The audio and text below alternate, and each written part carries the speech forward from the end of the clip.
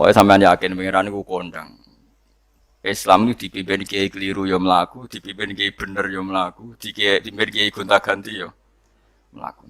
Teng TV ya sering ana berita ustaz sodomi, ustaz ngene-ngene. Wong ya ora terus gedeng Islam, ya nyalahno ustaz iku. Ya ana Islam dibajak, ekstremis ya muni Islam, sekuler ya muni Islam, liberal ya muni Islam. Ya Islam ya baik-baik saja. Ora ana masalah, biasa mawon. Ya ora mene dunya. Riyen Rasulullah niku rak sae-saene tiyang niku mawon disisipi tiyang munafik. Karena ndak ada cerita pendapat itu memuaskan semua napa pihak. Rasulullah rak kesayangane pangeran. Niku pun ndak bisa memuaskan semua orang. Sehingga orang yang kecewa ya jadi munafik. Pemene terima kiai, terima presiden, terima kapolri, terima pangam, enggak bisa. Apapun konsepnya itu enggak bisa. Mesti ada yang setuju pendekatan ekstremis itu persuasif. Sing sitok harus tegas. Kalau enggak tegas enggak bisa membasmi akar-akarnya. Sing jare persuasif, nak tegas mereka dendam malah kacau negara. Sing sitok kalau enggak tegas mereka ngelamak. Ini kan ra iso selesai. Akhirnya nyelesaikan aku sing pimpinan nurut. Akhirnya sing pendapatnya gak tiga. Nurut ya nurut mergo dipecat tapi terus bali lo sithik. Bali lo apa? Sithik-sithik. Masjid ge ngoten nasibe, kiai ge ngoten. Kulo nek ndek murid kuwatah, ndek santri kathah sing kiai ge kathah. Ngono kiai niku sowan kula, Gus, masjid iku ape nganakno zikir Ramadan. Dadi 24 jam full mulai bar subuh sampai sahur. Saking semangat ibadah Ramadan. Terus ibadah ning dia ditakok. Ya nang masjid. Dadi masjidnya ben makmur, terbaik masjid makmur. Tas tak omongi. Lah apa ngarit itu ora ibadah. Apa dadi satpam mergawe iku gak ibadah. Apa nyupir angkot golek nafkah ibadah. Piye kok goblok kira karuan aja mending ngono. Astagfirullah, iki ora urusan iku, Gus.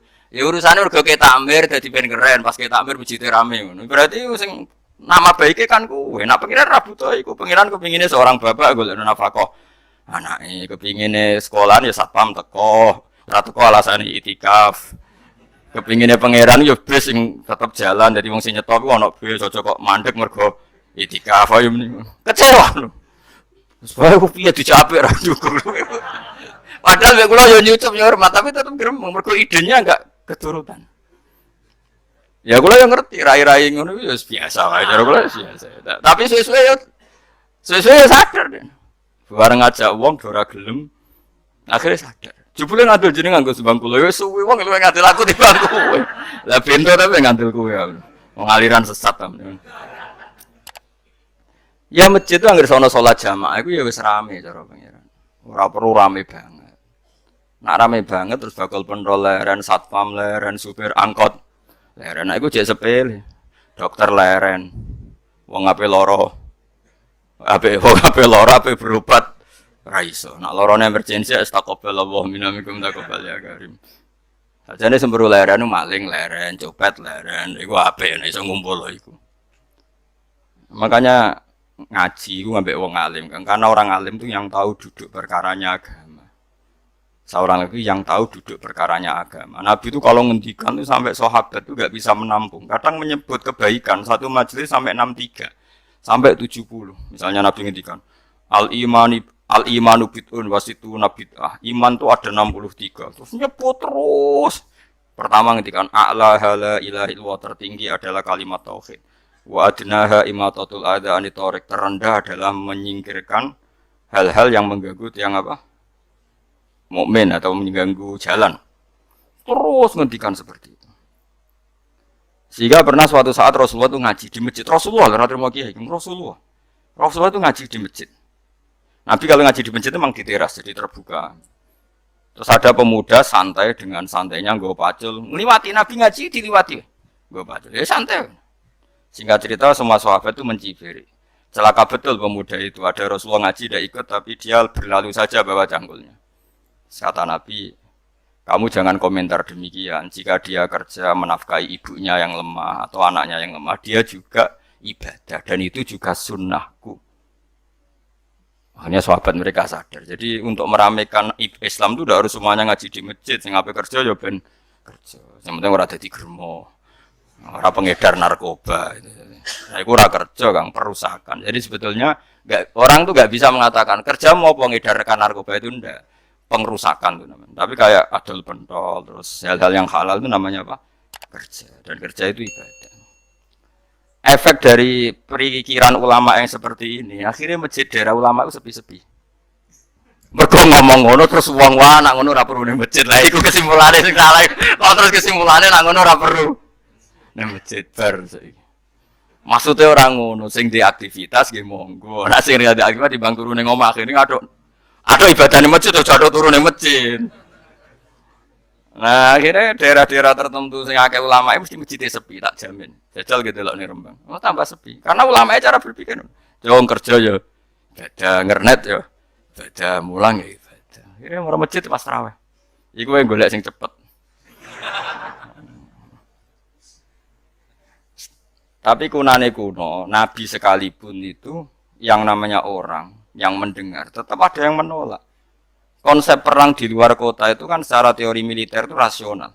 Bikin kontak ya rasional. Tapi orang yang berpendapat tadi, ya Rasulullah kita di rumah saja, itu ya gelo. Kayak tadi, orang yang ingin memakmurkan masjid kemudian, kan saya seperti itu ya gelo. Kalau pikiran saya, suatu saat dia sadar, intinya sadar, terus sowan saya sadar. Karena ya muridnya ada murid beda angkatan ya, dia semi-semi teman sama saya. Saya omongin gini, Cong, kowe nak pancen seneng masjid tenan, masjid itu aja dadi problem bagi umat. Misalnya gini, aja sampai, kenapa orang nyupir angkot? Demi nak mirno masjid. Kenapa orang tugas satpam demi makmurno masjid? Berarti masjid ini menjadi problem penghalang dari sistem sosial ekonomi. Kowe seneng masjid darani problem. Kowe seneng masjid dianggap kambing hitam. Ya sudah, sholat jamaah saja, sholat jamaah di masjid. Terus yang nganggur-nganggur ya ke masjid. Tapi kalau yang sibuk ya monggo, asal itu halal ya ibadah.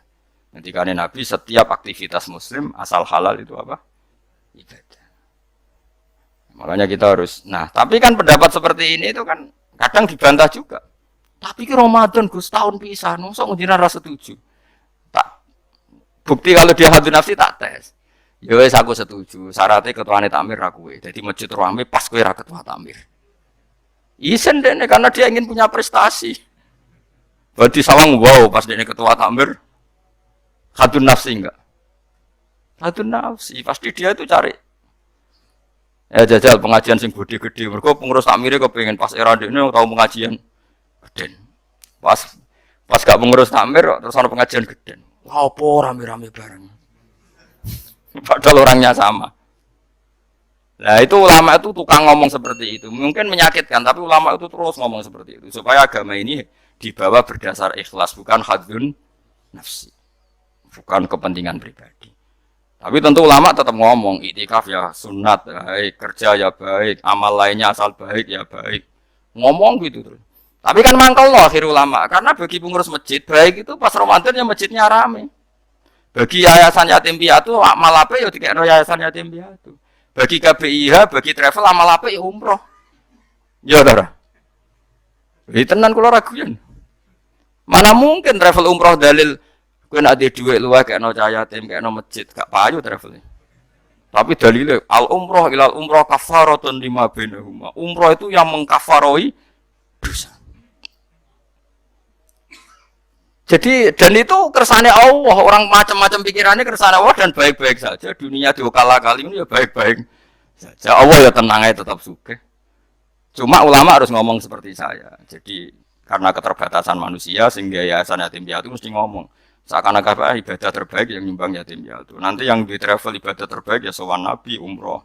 Nanti sing jamaah thariqah ya ibadah terbaik itu thariqah. Semua dan itu semuanya baik gak masalah, kita ada. Tidak masalah. Tapi kalau memaksa orang lain harus seperti itu dan mengkerdilkan kebenaran hanya surahnya gambarannya seperti itu, kita sebagai ulama harus melawan. Karena Nabi dawuh kebaikan itu sekian jumlahnya. Terus Nabi menyebut di satu majelis itu 60.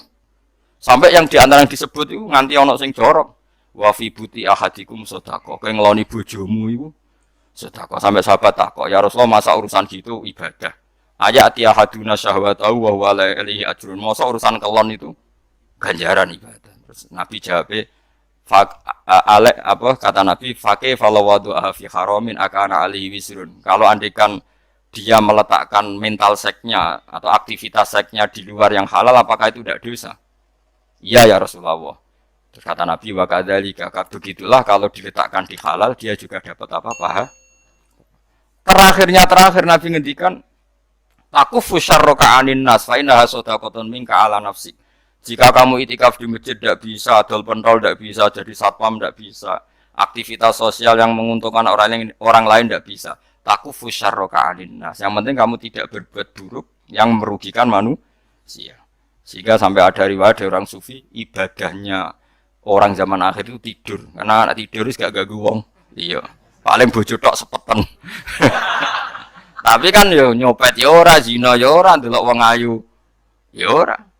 Nah, itu sampai Nabi terakhir nyebut. Dari sekian kebaikan tuh kalau enggak mungkin kata Nabi takufu syarraka anin nas fa innaha shadaqatun minka ala nafsik. Sementing kamu tidak melukai atau merugikan orang apa?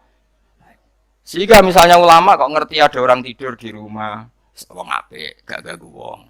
Ana bajingan mati, wong apik, iso bajingan meneh. Nah, akhirnya masyhur orang krono bajingan mati, kiai tenan ya. Saya nggih mayit niku, wong gak siap nih saya. Bajingan sih.